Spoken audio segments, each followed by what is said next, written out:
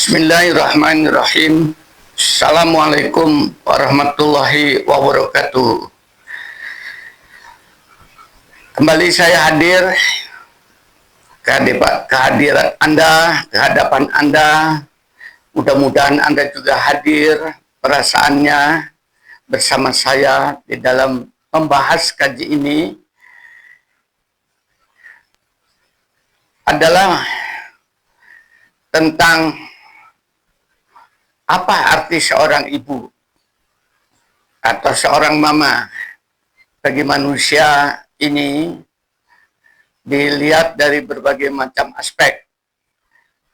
Jadi mungkin Anda yang mendengar ada ibu-ibu tapi tidak pernah menganalisa atau memikirkan mengapa Anda semua sangat sayang dengan anak Anda. Nah, kali ini saya akan membahasnya secara lebih luas supaya tidak hanya melihat dari sisi emosional, tapi ada sisi-sisi lain. Kenapa ini saya sampaikan? Karena sekarang generasi orang katanya generasi Z ini, maka ikatan primordial keibuan atau kekeluargaan itu mulai terurai oleh pergaulan, oleh teknologi. Kadang-kadang hanya mainan HP, dipanggil mamanya sudah tidak mendengar, atau bermain di luar. Ini sangat memprihatinkan untuk saya sebagai seorang yang pernah merasakan bagaimana jauhnya perpisahan saya dengan ibu saya sewaktu saya masih kanak-kanak karena masalah-masalah keluarga. Selain itu, fenomena kenyataan saya melihat di YouTube bagaimana seorang anak sampai membunuh orang tuanya, membunuh ibunya, dan sudah lama itu. Kenapa di Singapura orang tua dikerjakan kembali? Karena itu kebijaksanaan Perdana Menteri Singapura pada saat itu, Lee Kuan Yew, pada saat dia jalan-jalan di kota, dia menemukan seorang ibu gelandangan yang dia kenal, tadinya pengusaha besar, sehingga didatangin. Loh, kenapa ibu sampai gelandangan begini? Karena saya diusir oleh anak saya, katanya.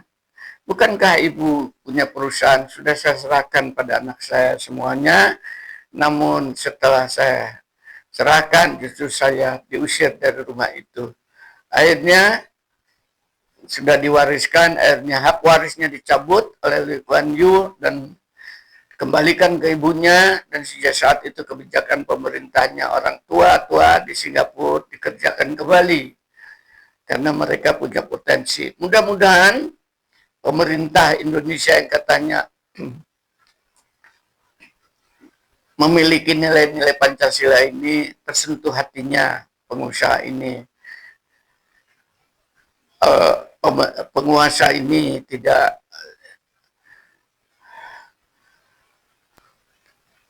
sembarangan membuang orang-orang menjadi tidak berguna.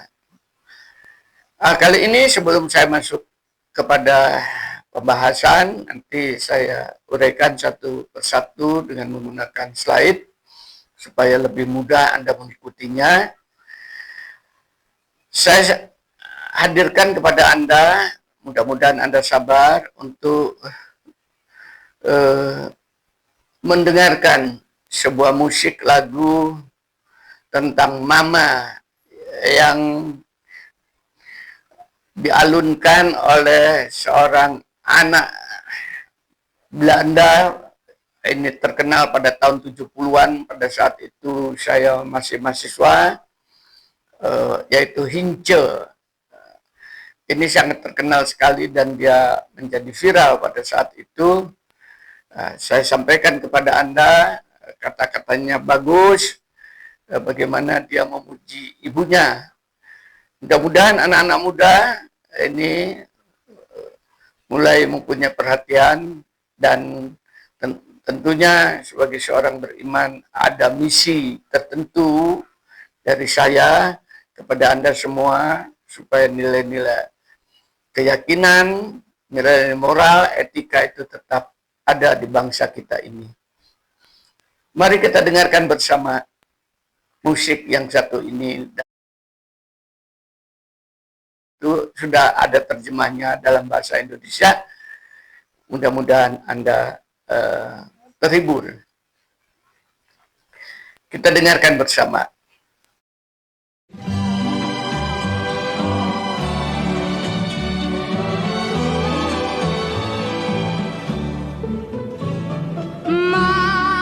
Mama, du sollst doch nicht deinen Jungen weinen. Mama, einst wird das Schicksal wieder uns vereinen. Ich werde es nie vergessen, was ich an dir hab besessen, dass es auf Erden nur eine gibt, die mich so heiß hat geliebt. Mama, und bringt das Leben mir auch Kummer und Schmerz, dann denk ich nur an dich, es betet ja für mich, oh Mama, dein Herz.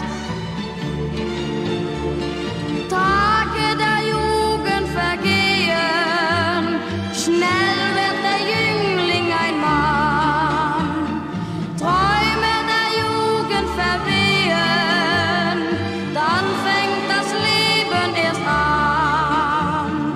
Mama, ich will keine Tränen sehen, wenn ich von dir dann muss gehen. Mama, du sollst doch nicht deinen Jungen weinen. Mama, einst wird das Schicksal wieder uns vereinen. Ich werde es nie vergessen, was ich an dir habe besessen, dass es auf Erden nur eine gibt, die mich so heiß hat geliebt. Mama, und bringt das Leben mir auch Kummer und Schmerz, dann denk ich nur an dich, es betet ja für mich, oh Mama, dein Herz. Mama,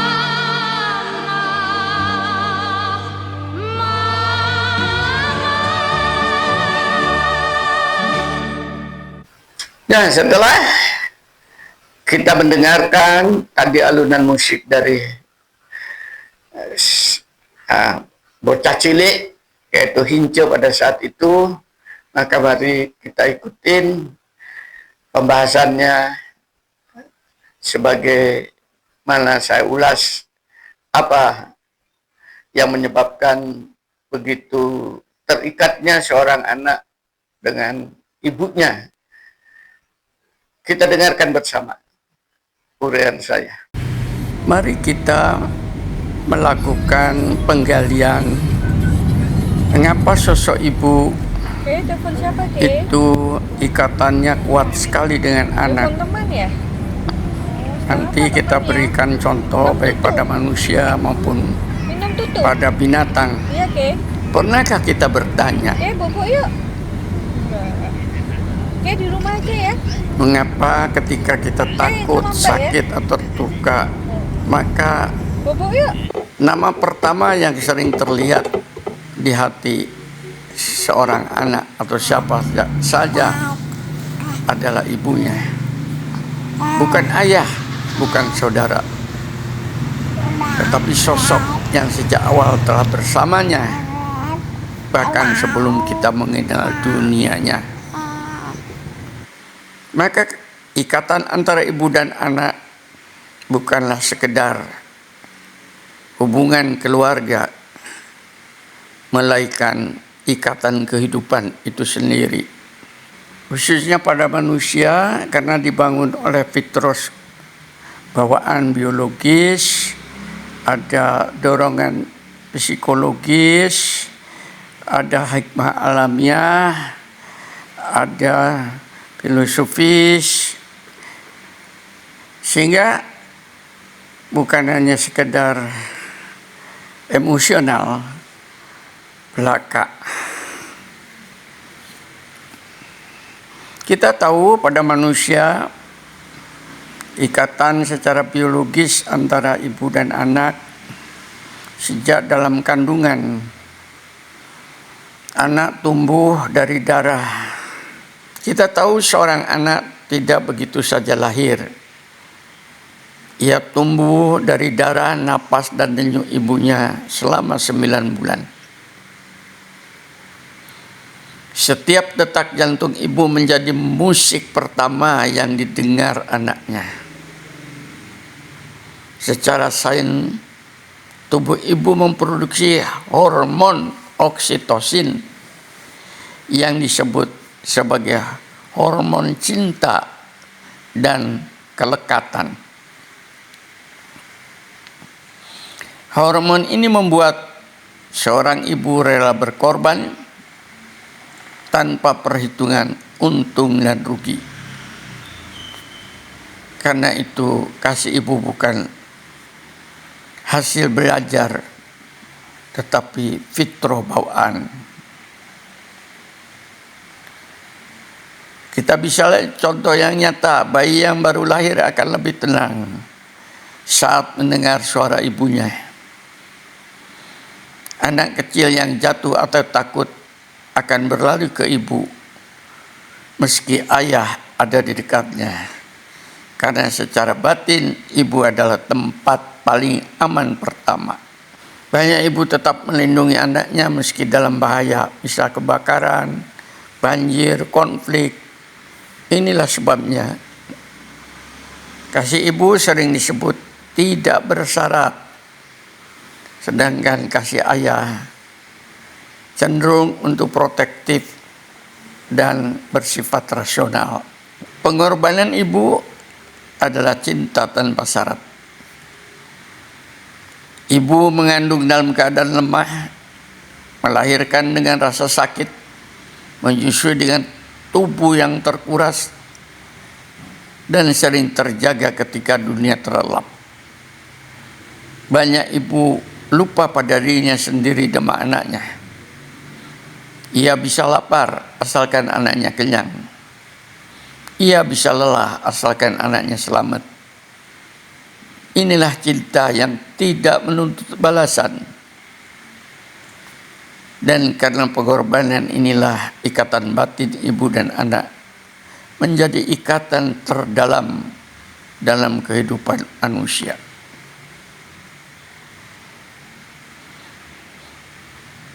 Pada binatang, naluri induknya mengalahkan rasa takut.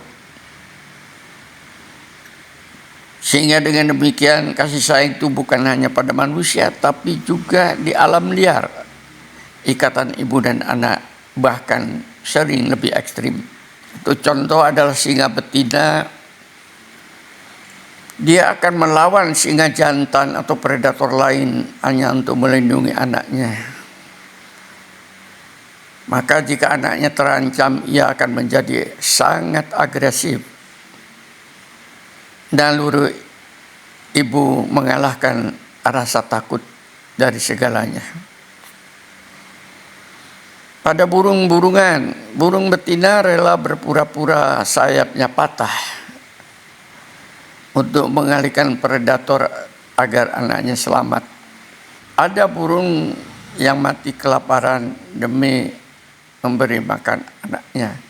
Ada yang sayapnya dibentangkan agar supaya anaknya tidak kepanasan, dan seterusnya. Pada gajah, kita bisa lihat anak gajah yang mati akan ditangisi oleh induknya berhari-hari. Dia dikelilingi pakai anaknya itu. Induk gajah selalu berjalan mengenai anaknya dalam migrasinya untuk melindungi. Ini menunjukkan ikatan naluriah dan ada emosional pada binatang tertentu, bukan hanya sekedar insting makan dan minum semata. Pada jenis kucing-kucingan, baik harimau maupun kucing rumahan, kucing betina akan memindahkan anaknya satu persatu ke tempat yang aman. Maka jika anaknya diambil, induk kucing bisa stres sangat berat. Binatang tidak belajar agama, tidak membaca buku psikologi, namun mereka tahu satu hal: anak harus dilindungi meski nyawa taruhannya. Ini menunjukkan bahwa kasih ibu bukan budaya, melainkan hukum alam yang ditanamkan oleh Tuhan. Sudah pahamkah Anda? Apakah hikmah yang bisa diambil dari ikatan ibu dan anak itu? Yang pertama, ikatannya adalah menjaga agar terjadinya keberlangsungan regenerasi hidup. Anak adalah makhluk paling lemah.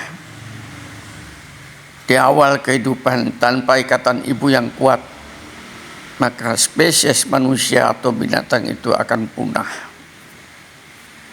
Yang kedua, dari sisi pendidikan, pertama manusia, ibu adalah madrasah sekolah pertama bagi bayinya, bagi anaknya. Karakter, rasa aman, empati, dan akhlak anak dibentuk dari sentuhan ibunya. Makanya suksesnya anak itu karena ada ibunya yang penuh kasih sayang. Banyak penelitian menunjukkan anak yang kehilangan figur ibu akan cenderung mengalami luka batin lebih dalam. Yang berikutnya adalah simbol kasih sayang ilahi. Rasulullah bersabda, sungguhnya kasih sayang Allah kepada hambanya lebih besar daripada kasih sayang ibu kepada anaknya. Di sini ada studi banding antara Allah kepada hamba dan ibu kepada anaknya. Dan studi bandingnya itu langsung kepada ibu dan anak. Allah memakai kasih ibu sebagai perumpamaan tertinggi agar supaya mudah dipahami oleh manusia. Karena selain ibu tidak ada lagi kasih sayang yang bisa memadai. Dan dalam sabda Rasul yang lain, sungguhnya kasih sayang ibu kepada anaknya itu hanya 1% dari kasih sayang Allah kepada makhluknya. Di dalam Al-Quran ditegaskan dalam surat Luqman ayat ke-14, disata ibunya telah mengandungnya dalam keadaan lemah yang bertambah-tambah dan menyapihnya dalam 2 tahun. Sehingga Al-Quran menautkan bukti kepada orang tua langsung dengan beratnya perjuangan seorang ibu supaya anak itu menjadi sadar. Allah tidak hanya memerintahkan berbakti, tetapi menjelaskan mengapa ibu itu dimuliakan. Karena ibu memikul penderitaan yang tidak terlihat oleh mata, namun terasa sepanjang hidup. Mari kita renungkan secara hakikat. Ibu adalah akar kehidupan. Jika akar itu rusak, jiwa manusia juga akan menjadi gersang. Banyak luka batin manusia dewasa berasal dari hubungan dengan ibunya, baik karena kehilangan, pengabaian, atau ketidakhadiran kasih sayang ibunya. Maka surga diletakkan di bawah kaki ibu, karena di sanalah kehidupan manusia bermula. Sebagai penutup, Jika Anda semua ingin memahami cinta sejati, maka lihatlah seorang ibu. Jika engkau ingin memahami rahmat Tuhan, renungkan bagaimana ibu mencintai anaknya.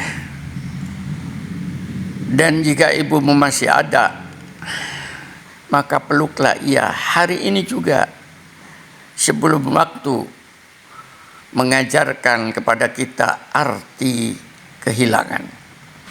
Semoga dengan tayangan peran ibu, kasih sayang ibu yang tidak bisa lepas dari anaknya ini akan bisa menyentuh generasi muda khususnya, bahwa tidak ada kekayaan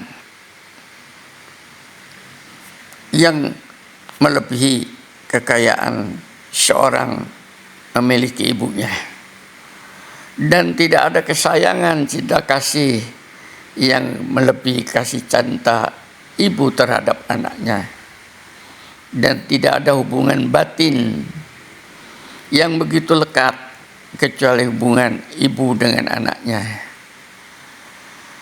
dan tidak ada doa yang lebih manjur yang diajabai oleh Allah kecuali doa seorang ibu untuk anaknya. Mudah-mudahan generasi baru yang bermunculan bisa menghargai fitrah yang ditanamkan oleh Allah. Hubungan ibu dan anak ini tadi tidak lengkang oleh zaman atau waktu di mana Anda berada.